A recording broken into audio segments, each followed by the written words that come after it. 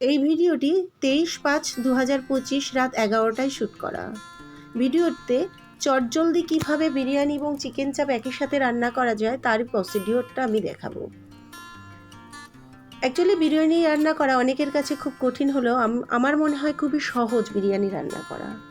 প্রথমে আমি চালটা ভিজিয়ে নিয়েছিলাম, নিয়ে আলুগুলোকে একটা কাঁটা চামচ দিয়ে একটু ফুটো করে নিয়ে আলুগুলো মাইক্রোওভেনে 3 মিনিট ঘুরিয়ে নিয়েছি। তারপরে ডেকচিতে তেল দিয়ে মানে সাদা তেল দিয়ে পেঁয়াজটাকে বেরেস্তা করার জন্য দিয়ে দিলাম। আর ওই দিকে আমি দুধ ফুটিয়ে ঠান্ডা করে রেখেছি। আর এখন ওদিকে যে ডেকচিটা দেখা যাচ্ছে অ্যালুমিনিয়ামের, তাতে দেওয়া আছে 4টে ডিম। কারণ আমি খুব একটা চিকেন খেতে পছন্দ করি না, মানে খাই না এরকম না, খাই কিন্তু খুব যে ভালোবাসি তা না। আর বিরিয়ানির মধ্যে যে মাংস দেওয়া থাকে আমার খুব একটা ভালো লাগে না সেটা, তাই ডিম দেওয়া। মাইক্রোওভেন থেকে আলু বের করে নিয়ে খোসা ছাড়িয়ে আমি তেলের মধ্যে ভালো করে ভেজে নিয়েছি এবং সাথে ডিমগুলোকেও ভেজে নিচ্ছি। আর আগে থেকে আদা, পেঁয়াজ, রসুন, টমেটো, কাঁচা লঙ্কা মিক্সিতে পেস্ট করে ফ্রিজে রাখা ছিল। আমি ওই পাশের কৌটোটাই দেখা যাচ্ছে সবুজ রঙের, সেখানে রাখা। বেরেস্তা ভাজতে গিয়ে একটু তাড়াতাড়ি করছি তো, কারণ রাত তখন 11:15 আমি দোকান থেকে এসেছি, তারপরেই কিন্তু বিরিয়ানিটা আমি বসিয়েছি। যাই হোক, যেটা বলছিলাম, তাড়াতাড়ি রান্না করতে গিয়ে বেরেস্তার কিছুটা পেঁয়াজ না ডেচকিতে থেকে গিয়েছিল, যথারীতি সেগুলো তো পুড়ে যাবেই, সেইগুলোকে আমি তুলে ফেলে দিলাম, না হলে কিন্তু একটা বাজে টাইপের গন্ধ আসতেও পারে। আচ্ছা, দুধ যেটা ফুটিয়ে রেখেছিলাম, দুধের মধ্যে আমি কিছুটা বিরিয়ানি মশলা, সেটা আমি দেখাচ্ছি না কারণ অত রাত আমি পুরোপুরি শ্যুট করতে পারিনি। মোবাইলটা একটা জায়গায় রেখে দিয়ে আমি আমার কাজ করে যাচ্ছিলাম, সে কারণে সম্পূর্ণ সব কিছু আমি ভালো করে দেখাতে পারছি না, আমি মুখে বলে দিচ্ছি। দুধ যেটা ফুটিয়ে রেখেছিলাম, আমি 500 চালের মতো বিরিয়ানি করেছিলাম, তো আমি 1 কাপের থেকে একটু বেশি দুধ নিয়েছিলাম, বলতে পারেন 1 পোয়া মতো দুধ নিয়েছিলাম। তাতে কিছুটা বিরিয়ানি মশলা, মানে 1 চামচ মতো বিরিয়ানি মশলা আর 2-3 ফোঁটা মিঠা আতর দিয়ে ঢাকা দিয়ে রেখেছিলাম সাইড করে। আলু ডিম ভেজে তুলে রেখে অল্প একটু বেরেস্তা ওই তেলের মধ্যে দিয়ে আর একটু ঘি দিয়ে আদা, পেঁয়াজ, রসুন, টমেটো বাটাটা এবং কাঁচা লঙ্কাও দিয়েছিলাম, ভালো করে হালকা কষিয়ে নিতে হবে। নেওয়ার পরে আমি যে চিকেনটা ছিল সেই চিকেনটা দিয়ে দিচ্ছি। এখানে একটা কথা বলি, আমি যে চিকেন চাপটা করব সেটাও কিন্তু এর একইভাবে আমি এর মধ্যে দিয়ে দিয়েছি, ঠিক আছে? এর মধ্যে বিরিয়ানি মশলা দিয়ে দিলাম, নুন দিয়ে দিলাম, আমি 1 চিমটি মিষ্টিও দিয়েছি। ওই যে বললাম সব কিছু তো শ্যুট করা যায়নি। একটা 250 গ্রাম টক দইয়ের প্যাকেটের 50%-এর বেশি আমি এর মধ্যে দিয়ে দিলাম। এই যে চিকেনটা ভালো করে কষাবো, ভালো করে চিকেনটা কষিয়ে আমি ঢাকনা দিয়ে চিকেনটাকে সেদ্ধ হতে দেব। এই রান্নাটা অ্যাকচুয়ালি আমি কয়েকদিন পর দিতাম। আমার দোকানের পাশে এক দিদির দোকান আছে, ওই দিদির কাছে আমি গল্প করছিলাম এরকম, জানো, রাত 11:15টার সময় গিয়ে বিরিয়ানি রান্না করেছি। হঠাৎ কি মনে হলো কি রান্না করবো, তো ভাবলাম সবই যখন আছে তাহলে একটু বিরিয়ানি করে ফেলি। দিদি বলছে, এত রাত্রে তুমি বিরিয়ানি করলে খেলে কটায়? বললাম, ওই যে 12টা 15-20। বলে, হয়ে গেল? আমি বললাম, হ্যাঁ হয়ে গেল। তখন দিদি বলল, কীভাবে করেছো তুমি একটু আমাকে যদি জানাও। আমি বললাম, দাঁড়াও দিদি, আমি তোমাকে জানাবো, তুমি তো আমার ভিডিও দেখো।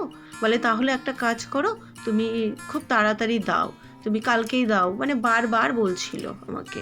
সেই কারণেই আমি ভাবলাম আজকে বাইরে বৃষ্টি হচ্ছে, আমার আলাদা কোনো কাজও নেই, দোকানেও যেতে হবে না, তাহলে এটা এডিট করে ফেলি আর একটু ভয়েস ওভার দিয়ে ফেলি। আচ্ছা, এই কথা বলতে বলতে আমি কিন্তু বিরিয়ানির যে চিকেনটা ফুটছে তার মধ্যে একটু বিরিয়ানি মশলা মনে হয়েছিল কম হচ্ছে, দিয়ে দিলাম। বিরিয়ানি লাভারদের জন্য কিন্তু বেস্ট পদ্ধতি এটা। চিকেনটা যখন আধা সেদ্ধ হয়ে যাবে তখন আমি যে চালটা ভিজিয়ে রেখেছিলাম, আমি যখন বিরিয়ানি করি বা পোলাও করি বা ফ্রাইড রাইস করি, তখন আমি কি করি, যে চালটা শুকনো অবস্থায় মেপে নিই গ্লাস বা যে কোনো বাটি এই ধরনের কিছু দিয়ে। এবার আমি যতটা চাল নিয়েছি ঠিক ততটা জল আমি গরম করে রেখেছি। এবার একটা জিনিস খেয়াল করুন, আমার ডান দিকের যে কড়াইটা সেই কড়াইতে কিন্তু অলরেডি আমি চিকেন চাপটা বসিয়েছি। চিকেন চাপটা কিভাবে করছি, এই যে বিরিয়ানির জন্য যে প্রসেসটা করছিলাম সেখানে চিকেনটা অর্ধেক সেদ্ধ হয়ে গেছে, সেখান থেকে চিকেন তুলে ওই কড়াইতে দিয়ে দিয়েছি। দিয়ে চিকেন চাপের যে মশলা, চিকেন চাপের জন্য আমি একটু কাজু বাদাম, চারমগজ গুঁড়ো করে রেখেছিলাম সেটা ওর মধ্যে দিয়েছি, আরেকটু টক দই দিয়েছি, একটু গরম মশলা দিয়েছি, একটু রেড চিলি পাউডার দিয়েছি মানে কাশ্মীরি চিলি পাউডার, আর দিয়েছি কসুরি মেথি, আর আরেকটু টক দই দিয়েছি। দিয়ে এই যে কড়াইটার মধ্যে ভালো করে মশলাটার সাথে চিকেনটাকে আরেকটু কষবো। কষতে কষতে টক দই যেহেতু বেশি পরিমাণ দেওয়া, ওখান থেকে কিন্তু তেল ছাড়বে। আর আমি সামান্য একটু ঘিও দিয়ে দিয়েছি, একদম অল্প, আমি রান্নায় খুব কম ঘি দিই। হ্যাঁ, ঘি তো দিতেই হবে, না হলে ফ্লেভারটা আসবে না, কিন্তু দিই অল্প। ওইদিকে আমি ওই যে চিকেন চাপটার মধ্যে কিন্তু একটু উষ্ণ গরম জল দিয়ে দিয়েছি, কারণ কাজু বাদামের যে বাটনাটা দিয়েছি আর টক দই দিয়েছি, এটা লেগে যাবে যদি আমি একটু জল না দিই। সামান্য একটু জল দিয়েছি, একটু নুন কম লাগছিল, একটু নুন দিয়ে দিয়েছি। আর এইদিকে ওই যে বললাম গরম জল করে রেখেছিলাম, যতটুকু চাল তার ডবল জল না, যতটুকু চাল ঠিক ততটাই জল আমি এপাশের যে চিকেনটা কষা হচ্ছিল সেই চিকেনটার মধ্যে দিয়ে দিয়েছি।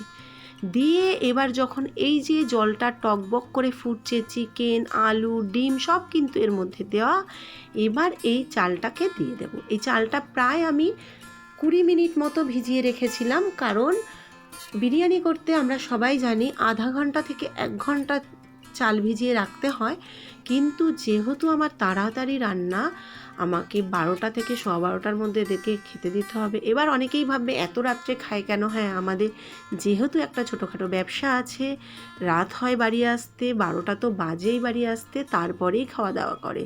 আর তার জন্যই না আমি এই দুঃসাহসটা পেলাম 11:15টায় বিরিয়ানি বসাতে।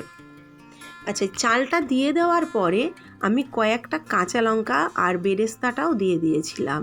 দুধ যেটা গরম করে রেখেছিলাম, যার মধ্যে বিরিয়ানি মশলা আর মিঠা আতর দিয়েছিলাম, সেটাও কিন্তু এর মধ্যে দিয়ে দিয়েছি। আচ্ছা, আরেকটা জিনিস আপনাদেরকে বলে দিই, বিরিয়ানির টেস্ট কেমন হবে সেইটা কিন্তু আপনারা এই পর্যায়ে এসে টেস্ট করে নিতে পারেন। সেটা আপনি যেভাবেই বিরিয়ানি করেন না কেন, এই যে জলটা দেওয়া হয়ে গেছে, জলটা ফুটে উঠলে এই জলটা যেরকম ডাল ফাল আমরা টেস্ট করি না, জলটা টেস্ট করলে আপনারা বুঝতে পারবেন বিরিয়ানিতে নুন, ঝাল বা কেউ একটু মিষ্টি দেয় সেটা লাগবে কি না। তাহলে কিছু কম হলে এই সময় আপনারা অ্যাড করে দিতে পারবেন। এই দেখুন আমি ঘি দিচ্ছি, আমি কিন্তু পুরো বিরিয়ানির রান্নার প্রসেসে 2 চামচ ঘি দিয়েছি। 1 চামচ দিয়েছিলাম প্রথমেই বেরেস্তা যখন করেছি, বেরেস্তা করার আগে আমি 1 চামচ ঘি দিয়ে নিয়েছিলাম, আর এখন আমি 1 চামচ ঘি দিয়ে নিলাম। এবার ওপরের যে চালটা, সেই চালটার সাথে ওপরের যে জলে মশলাটা আছে সেটা হালকাভাবে আলতো হাতে মিশিয়ে দিতে হবে। দিয়ে এবার লিডটা দিতে হবে। এই লিডটাকে দেওয়ার আগে, মানে এই ঢাকনাটা দেওয়ার আগে, ঢাকনায় একটা ছিদ্র আছে, সেটা লবঙ্গ দিয়ে আটকে ঢাকনাটা থেকে যেন কোনোভাবে বাষ্প না বেরোয় সেভাবেই করতে হয়। কিন্তু যেহেতু আমার তাড়াতাড়ি ছিল, আমি আর সেই সমস্ত ফাংশানে যাইনি, মানে একদম নর্মাল ভাত ডাল যেভাবে রান্না করে আমি ঠিক সেইভাবে তাড়াহুড়ো করে করেছি। আর যেহেতু আমি বহু বছর আমার মানে বিয়ের আগের থেকে আমি বিরিয়ানি রান্না করি, আগে আমি প্রেশার কুকারে রান্না করতাম, তারপরে আমি হাঁড়ি কড়াই অনেক কিছুতে রান্না করেছি, আর এখন আমার এই ডেকচিটা কেনার পরে আমি এতেই রান্না করি, যদি কিনা 1 কেজির মধ্যে হয়, কারণ আমার এই ডেকচিটাতে 1 কেজি চালের বেশি ধরে না। যদি 1 কেজি রান্না হয় তাহলে আমার এই ডেকচিটাতে করি, আর মানে চাল দিয়ে মাংস দিয়ে, তার থেকে বেশি হলে আমার একটা হাঁড়ি আছে তাতে করি। এদিকে কিন্তু চিকেন চাপটা রেডি।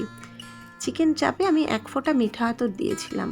অনেকে চিকেন চাপে দুধ দেয়, কিন্তু যেহেতু বেশি রিচ হয়ে যাবে সেই জন্য আমি দিইনি। আর অত রাত্রে খাওয়া তো, যতটা হালকা মশলায় করা যায় আর কি। দেখুন, যদি দেখতে পাচ্ছেন ঘড়িতে 12টা 20 বাজে, তখন আমি বিরিয়ানিটা পরিবেশন করব। তাহলে আমরা খাওয়া দাওয়ার দিকে ব্যস্ত হই। আমার ভিডিওটা প্রায় শেষ হয়ে এসছে। এত গরমে গরম বিরিয়ানি, কিন্তু যেহেতু ওই দিন একটু হালকা ওয়েদারটা ছিল, মানে একটু ঠান্ডা ঠান্ডা ভাব ছিল, আগের দিন প্রচুর বৃষ্টি হয়েছে, সেই জন্যই বিরিয়ানিটা করলাম আর কি। জলটা মাপে মাপে দিলে না একদম ঝরঝরে হয় যে কোনো পোলাও বিরিয়ানিতে। দেখুন হয়তো বুঝতে পারছেন আপনারা। আর আলুটা এতটাই সফট হয়েছে যে তুলতে গিয়ে ভেঙে যাচ্ছে, কারণ তাড়াতাড়ি ছিল সেই কারণে আমি মাইক্রোওভেনে 3 মিনিট ঘুরিয়ে নিয়েছিলাম, আগেই বললাম। আর তারপরে বিরিয়ানির পুরো স্টিমে তো হতেই থাকে না, একটু বেশি নরম হয়ে গেছিলো। নরম বলতে একেবারে ভেঙে চুরে গেছে সেরকম না, হাতা দিয়ে তুলতে গিয়ে একটুখানি হলো আর কি, ভেঙে গেল। নিজেরাই তো খাবো। আমার এই সাধারণ রান্নার ভিডিওটা একটা কন্টেন্ট হয়ে যেতে পারে যদি আপনার একটা মূল্যবান কমেন্ট পড়ে। আমি আমার এই ভিডিওর মাধ্যমে ধন্যবাদ জানাই তাদের যারা আমার অজস্র ভুল ত্রুটি থাকা সত্ত্বেও আমার ভিডিওগুলো মন দিয়ে দেখেন এবং আমার পাশে থাকেন।